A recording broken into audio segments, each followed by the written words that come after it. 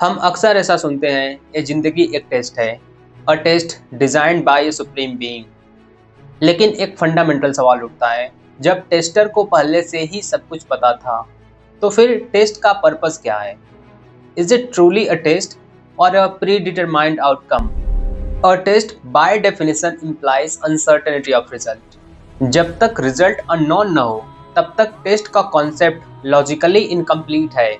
लेकिन अगर एक बीइंग ओमनीसिएंट है, मतलब उसके पास पास्ट प्रेजेंट फ्यूचर सबका नॉलेज है, मतलब उसको हर इंडिविजुअल का रिजल्ट पता है, तो फिर सवाल यह है कि क्या यह एक टेस्ट है या सिर्फ execution of a known result? अगर आउटकम फिक्स्ड है, तो क्या प्रोसेस को टेस्ट कहना लॉजिकली कंसिस्टेंट है? दूसरा सवाल यह है कि अगर इस टेस्ट में फेल होने की सजा इटर्नल पनिशमेंट है, तो क्या यह प्रोपोर्शनेट जस्टिस है? क्या किसी इंसान ने कॉन्शियसली कंसेंट दिया था कि हाँ, मुझे ये टेस्ट मंजूर है और अगर मैं इस टेस्ट में फेल होता हूँ तो मुझे इटर्नल पनिशमेंट मंजूर है? अगर ऐसा इन्फॉर्म्ड कंसेंट दिया गया हो, तब ये एक तरह से चॉइस बन जाता है। लेकिन नहीं, तो यह टेस्ट नहीं बल्कि यह एक इनएविटेबिलिटी इम्पोज्ड ऑन एग्जिस्टेंस है। अब एक और डायमेंशन देखते हैं, इंटेंशन, नियत।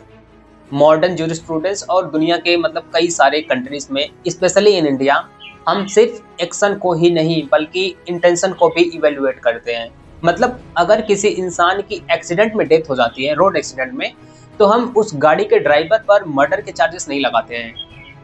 उसको हाई चांसेस है कि उसको बेल मिल जाए। इवन इसके कुछ मिसयूज भी होते हैं, but let's not talk about that. उस इंसान को बेल मिल जाती है, वो इंसान छूट जाता है क्योंकि उसका इंटेंशन मर्डर का नहीं था, दैट वाज एन एक्सीडेंट।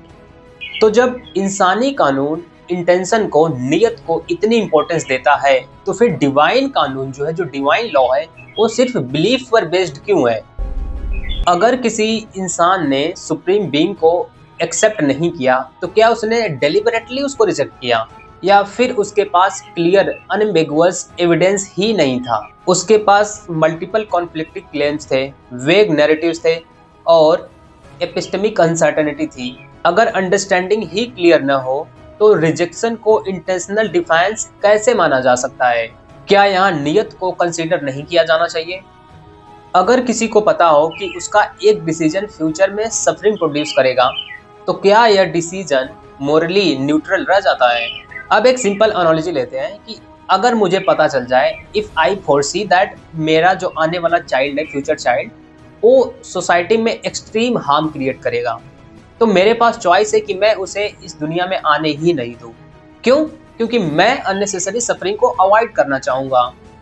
अब इसी एनालॉजी को एक्सपेंड करते हैं। एक सुप्रीम बीइंग है जिसे पता है कि उसकी बनाई हुई सोसाइटी में लोग एक्सट्रीम सफरिंग फेस करेंगे, तो फिर ऐसी दुनिया क्रिएट करने का डिसीजन, जो डिसीजन लिया गया है, उस डिसीजन को हम कैसे इवेल्युएट करेंगे?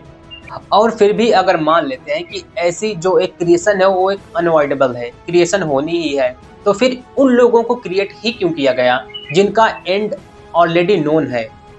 क्या प्रेडिक्टेबल सफरिंग के साथ क्रिएशन रिस्पॉन्सिबिलिटी से फ्री हो जाता है?